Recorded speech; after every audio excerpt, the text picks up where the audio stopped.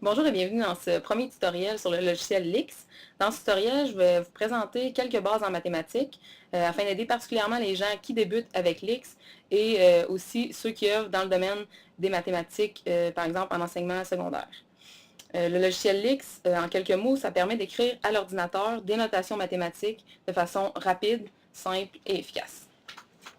Première chose comme base importante à savoir, c'est que le logo ici en haut, A plus B divisé par C, indique que l'on insère des mathématiques. Donc si on clique dessus, on voit un carré bleu entouré de rose.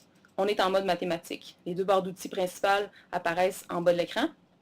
Donc vous pouvez écrire toutes les formules que vous voulez avec les opérateurs, les symboles que vous voulez, seulement dans le mode mathématique. Donc si on sort du mode mathématique, on va être en traitement de texte normal, on va écrire en noir et non en bleu. Donc lorsqu'on écrit en mode mathématique, on écrit en bleu.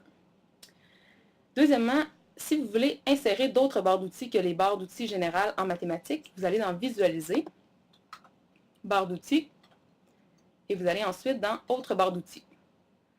Vous y trouvez tout ce que vous voulez. Si par exemple vous voulez ajouter des opérateurs, vous cliquez dessus et vous avez les opérateurs qui sont là, donc on les voit bien. Ensuite, si on veut choisir ceux qu'on veut, c'est sûr que vous auriez pu les trouver dans cette barre ici.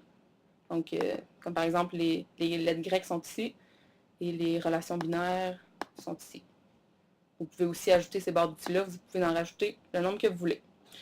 Troisièmement, il y a un document qui est très important sous la rubrique Aide, l'onglet Maths. Si vous cliquez dessus, il va y avoir un grand document, c'est long, mais lorsque vous cherchez des informations concernant des touches, donc tout ce qui a rapport à l'X, qui a rapport particulièrement aux mathématiques, se retrouve là.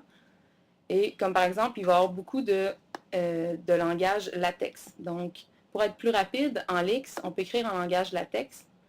Donc, comme par exemple, si vous voulez écrire une fraction et vous ne voulez pas avoir toujours à peser sur A sur B ici pour insérer une fraction, vous pouvez écrire en mode mathématique, backslash, frac, et vous faites la touche espace. Ça se transforme directement en fraction. Vous pouvez écrire la fraction que vous voulez.